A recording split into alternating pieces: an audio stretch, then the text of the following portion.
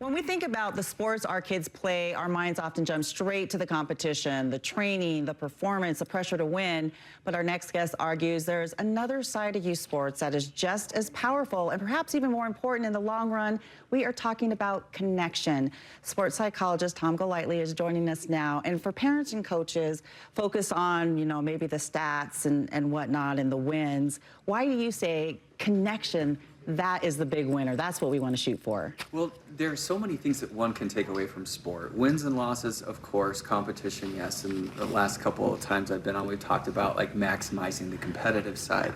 But when we talk about soft skills that are going to transfer all the way across the lifespan of development, sports can be that, and connecting to others can really teach us problem solving. It can teach us leadership skills, how to engage meaningfully, how to be more resilient. All of these things are taught when we look to connect with sports, not just compete. So we're definitely in it for the long game here, and you have a smart list of ways we can encourage our kids to make these connections really in any sport they play.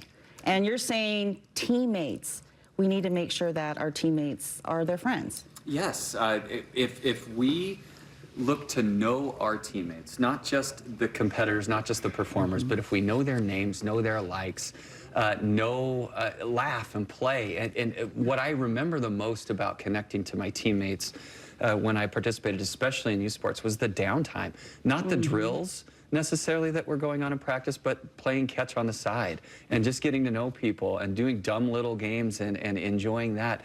That's when we're really kind of learning people from various backgrounds, where we're learning to communicate and listen and connect. And those moments, those downtime moments, are really, really important. Yeah, they'll stick with kids for a long while too. Absolutely. You also say to pay attention to the strengths of others. So a lot of times when we get into the sports setting, we're like, okay, I got to get better at practice today. Yes, you do need to get better at practice today, but pay attention to what others are doing well. It's going to help you improve, and you'll help them improve. And if we're paying attention a little bit to the skills that they're growing, that's really important. I remember being a 9-year-old soccer player, Joseph Solorzano. If you got it to him on the left side of the field, that guy was magic. And I don't remember wins and losses, but I remember the feeling of trying to get him the ball in space on the left side of the field.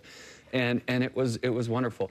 But we can help each other out and grow as players and as competitors as we connect and come together to collaborate. Yeah, and I see that you can really connect with someone, because if you see like so-and-so has a really good three-point shot, and then you ask them, what do you do for that? Like, am I placing my hand in the wrong spot? Or exactly. It just brings them together. In basketball, if I knew someone was a really good one-on-one defender, I'd do everything I could to support him. Just go do your strengths and let you engage the way that you love engaging, and I can support you in that. And then, of course, another big one, encourage communication. This, in intense situations, learning how to communicate directly and give instruction and take instruction non-defensively, I think those are really, really important skills that can be built in the sport environment, and that builds that connection that will kind of carry over into other settings very quickly. And then finally, you say well-managed emotions can really enhance the connection that we experience. Wow, well-managed emotions. I guess I'm just thinking of these young kids and having to manage all of that, but it really comes down to managing those emotions. I think kids like to play with other kids that are predictable and safe. And yeah, you can compete, but if you're always kind of losing your mind as a kid, it's going to be a little tougher for them to engage. And so I think if we help our children manage the emotion of the moment, you will connect not just to your teammates, you might connect with your competitors too. And I know there are a couple of times when I kind of gained some friends with the team I was playing, and it's like, yeah, hey, this was fun. Thanks for competing against me this way and managing it, even though it was intense and competitive. So I think that's an important skill as well.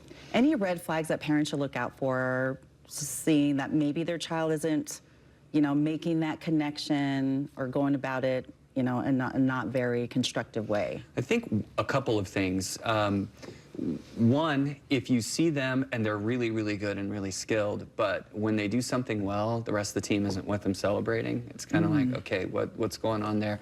And two, if they're not selected, if you know that they're good and they're not chosen to kind of be one of the first kids out there, then I think that can be a thing. But on the flip side, if you do see people want to include, then they're probably doing well, and you can and everyone else around them is elevating their game.